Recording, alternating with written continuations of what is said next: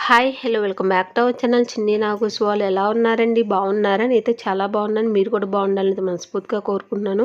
నా వీడియోస్ ఎవరైనా first time చూస్తుంటే ఒక లైక్ ఇవ్వండి. మీరు ఇచ్చే లైక్స్ వల్ల మన వీడియోస్ అనేది ఎక్కువ మందికి అయితే రీచ్ అవుతాయి. ఎవరైనా ఫస్ట్ టైం చూసినా సబ్స్క్రైబ్ చేసుకోండి. టుడే వ్లాగ్ వచ్చేసి థర్స్డే ఆఫ్టర్నూన్ లంచ్లోకి అయితే కోడిగుడ్డు బెండకాయ పులుసు అయితే చేశాను. టేస్ట్ అయితే చాలా అంటే చాలా బాగుందండి. చాలా సింపుల్గా అయిపోతుంది. నేను ఎలా చేశాను అనేది ఈరోజు వీడియోలో చూపిస్తాను. ప్రాసెస్లోకి అయితే వెళ్దాము. ఈ మధ్య కాలంలో ఎక్కువగా పులుసు కూరలు అయితే చేస్తున్నానండి. ఎందుకంటే మా నాన్నకి ఆపరేషన్ అయితే చేపించారు కదా! ఇంకా రసం, సాంబారు ఇలాగా పులుసు కూరలే ఎక్కువగా పెట్టమన్నారు. ఇంకా అందుకని ఎక్కువ పులుసు కూరలే చేస్తున్నాను. నాకు ఈ పులుసు కూరలు అంటే అస్సలు ఎక్కువండి. నాకు ఫ్రైలాగా ఉండాలి. నాకు ఈ పులుసు కూరలు తినాలంటే నాకు చాలా కష్టంగా ఉంది.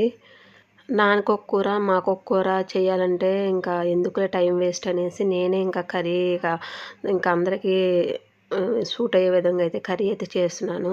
ఇంకా ఈరోజైతే బెండకాయ పులుసు అయితే వచ్చిందండి. టేస్ట్ అయితే సూపర్‌గా ఉంది. చాలా అంటే చాలా బాగా వచ్చింది. మళ్ళీ ఈ మధ్య కాలంలో సైనస్ అయితే ఎక్కువైందండి. ఇంకా వింటర్ కదా! ఇంకా కోల్డ్ అయితే బాగా ఎక్కువయ్యి ఇంకా థ్రోట్ పెయిన్ అయితే వస్తుంది.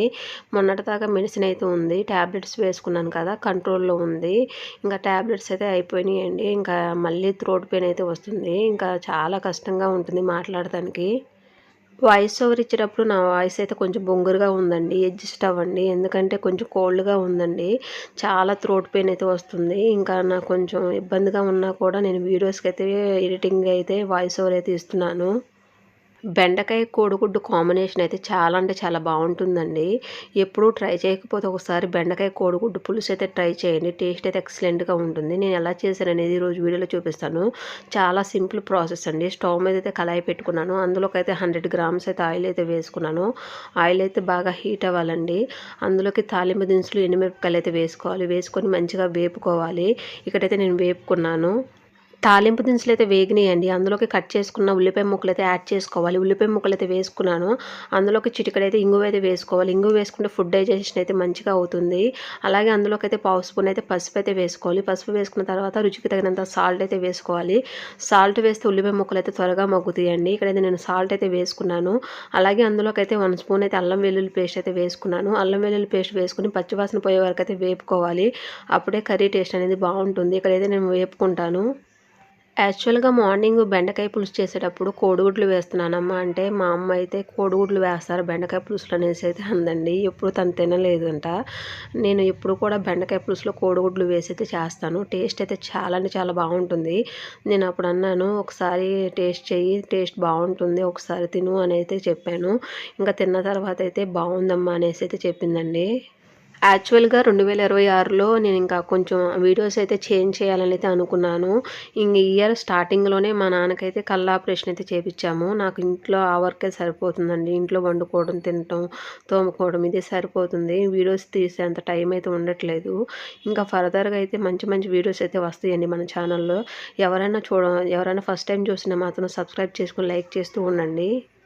అల్లం వెల్లుల్లి పేస్ట్ అయితే మంచిగా ఫ్రై అయిందండి. అందులోకి కట్ చేసుకున్న బెండకాయ ముక్కలైతే యాడ్ చేసుకోవాలి. ఇక్కడ బెండకాయ ముక్కలైతే యాడ్ చేసుకున్నాను. బెండకాయ ముక్కలు వేసుకొని కర్రీని అయితే తిప్పుకొని ఆయిల్‌లో అయితే 10 నిమిషాలు అయితే మగ్గనివ్వాలి. అలా మగ్గనిస్తే మనకి ఆయిల్ జిగురు అనేది లేకుండా బెండకాయ ముక్కలు టేస్ట్ అనేది బాగుంటుంది. ఇక్కడైతే 10 నిమిషాలు అయితే మగ్గనియండి. అందులోకి సన్నగా కట్ చేసిన టమాటా ముక్కలు కూడా యాడ్ చేసుకున్నాను. ఇక్కడ టమాటా ముక్కలు వేసుకున్న తర్వాత కర్రీని తిప్పుకొని ఒక 10 నిమిషాలు కూడా మగ్గనివ్వాలండి. ఇక్కడ మూత పెట్టుకొని అయితే ఒక 10 నిమిషాలు అయితే మగ్గనిస్తాను. ఆ టమాటా ఫ్లేవర్ కర్రీకి పట్టి కర్రీ టేస్ట్ అనేది బాగుంటుంది.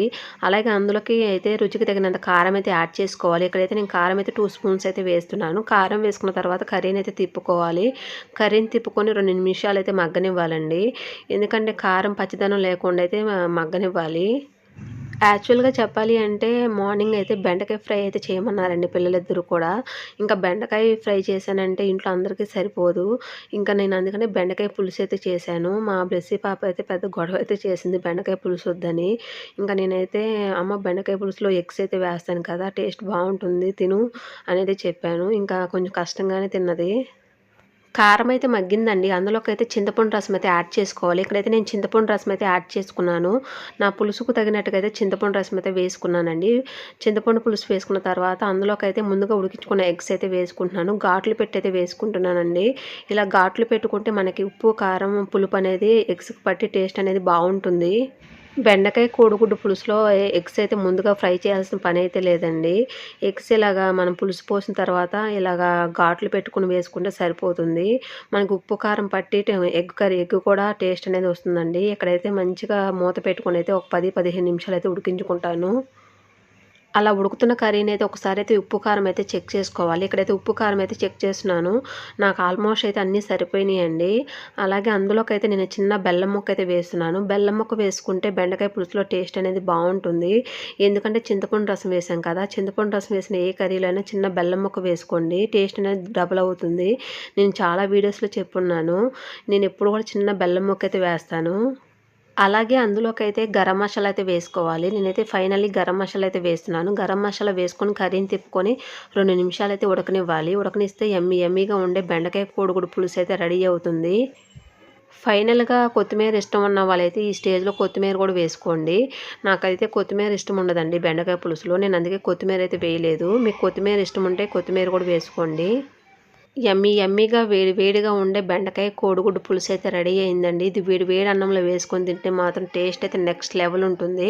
నేను చెప్పిన ప్రాసెస్లో అయితే ట్రై చేయండి. టేస్ట్ అయితే నెక్స్ట్ లెవెల్ అంటారు. బెండకాయ కోడిగుడ్డు కాంబినేషన్ అయితే చాలా అంటే చాలా బాగుంటుందండి. ఎప్పుడు ట్రై చేయకపోతే ఒకసారి మాత్రం ట్రై చేయండి. టేస్ట్ మాత్రం చాలా బాగుంటుంది. నేను చెప్పిన ప్రాసెస్లో ట్రై చేసి మీకు ఎలా వచ్చిందో కూడా కామెంట్ అయితే చేయండి. టేస్ట్ అయితే చాలా బాగుంటుంది. చాలా క్విక్గా అయితే అయిపోతుంది. చూసారు కదా, చూస్తూనే టెంప్టింగ్గా ఉంది.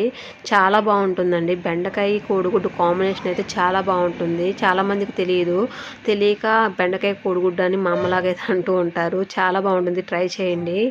నా వీడియో చూసే ప్రతి ఒక్కరికి థ్యాంక్ యూ సో మచ్ అండి. ఈ వీడియో అయితే ఎక్కడితో ఎండ్ అవుతుంది. ఈ వీడియో చూసిన ప్రతి ఒక్కరు ఒక లైక్ అయితే ఇవ్వండి. మీరు ఇచ్చే లైక్ నాకు చాలా ఇంపార్టెంట్ అండి. Please support me. Video skip చేయకుండా చివరి వరకు అయితే చూసేయండి. చాలా అంటే చాలా బాగుంటుంది. ఐ హోప్ ఈ వీడియో నచ్చిందని అనుకుంటున్నాను. ఈ వీడియో నచ్చితే లైక్ చేయండి, షేర్ చేయండి, కామెంట్ చేయండి. Please subscribe my channel. పక్కనే బెల్ ఐకాన్ ఉంటుంది, దాన్ని క్లిక్ చేయండి. మరొక మంచి వీడియో అయితే మళ్ళీ కలుసుకుందాం. Thanks for watching. Bye friends. Bye.